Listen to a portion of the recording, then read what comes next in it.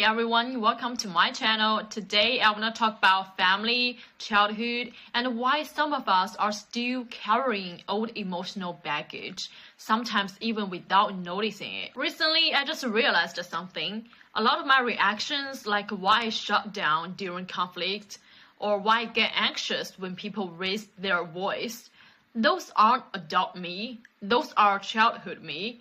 And I was like, wait a second. Why is she still making decisions for me? We tend to think childhood shapes everything, but psychology and genetics actually say something very different, and honestly, pretty freeing. Your childhood influences you, but not fully defines you. And here's the key point I want you to remember. This conclusion applies to what scientists call normal families. I'll explain what that means in a moment. So scientists say our development comes from three places: genes, your built-in settings, shared environment, the family environment all siblings share, and non-shared environment, your unique experiences, your friends, your teachers, your choices, heartbreaks, success, so on. And the surprising part, the biggest influence is genes plus non-shared environment. Not the shared family environment. The shared environment accounts for only 0% to 10% of the variance. But again, this is true mainly for those normal families. Okay, so what's a normal family? Well, it doesn't mean perfect. It doesn't mean happy all the time. It doesn't mean parents never mess up. A normal family simply means there is no severe abuse, no extreme neglect, no long-term violence, no ongoing terror or instability. Basic needs are met.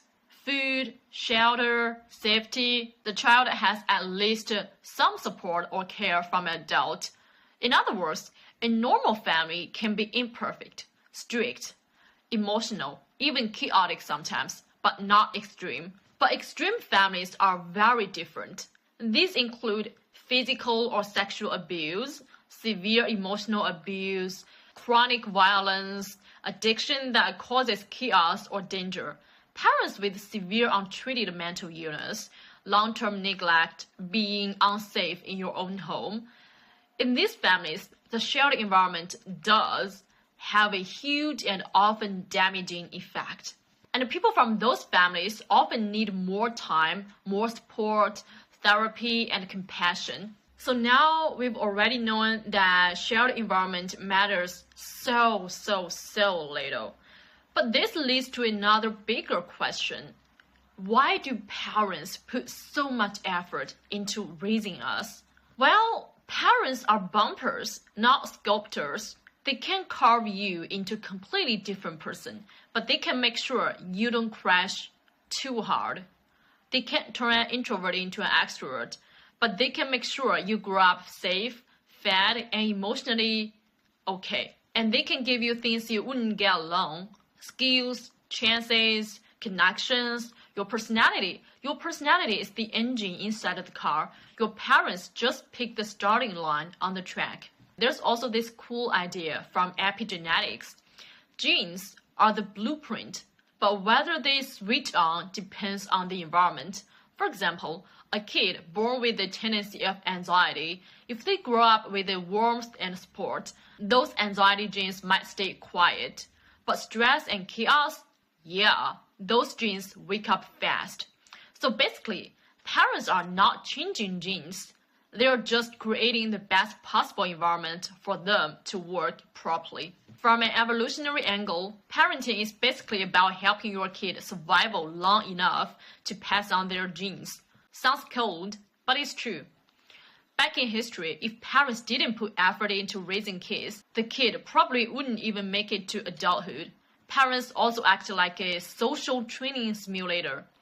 They teach you how to share, how to wait, how not to punch someone because they took your toy.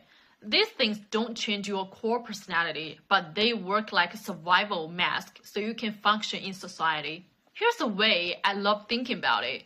Parenting is basically long-term co-living. You are living together for 18 years, so of course parents try to teach you some things. It just makes life smoother for everyone. It's like taking care of a plant. You can't turn a cactus into a rose, but you can help it grow healthy instead of dying in the corner. Parents don't have to play God. They don't need to take responsibility for every success or failure. Their job is simple. Create a warm, safe background.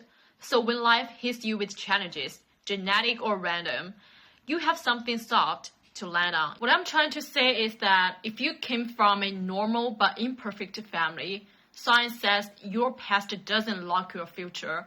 Your friendships, mentors, opportunities, failures, healing relationships, they shape you more than the family you were born into. If you came from an extreme family, your pain is valid and your healing might take longer. But even then, your future still doesn't have to be determined by your childhood. It just means you need more support, not that you're doomed. So if your childhood took something from you, confidence, safety, trust, warmth, please remember this. Your future doesn't have to keep paying that bill. You can grow, you can heal, you can become someone your younger self never imagined. Thanks for being here. If this video resonated with you, feel free to leave your comments. If you want more conversations like this, don't forget to subscribe. See you in the next video.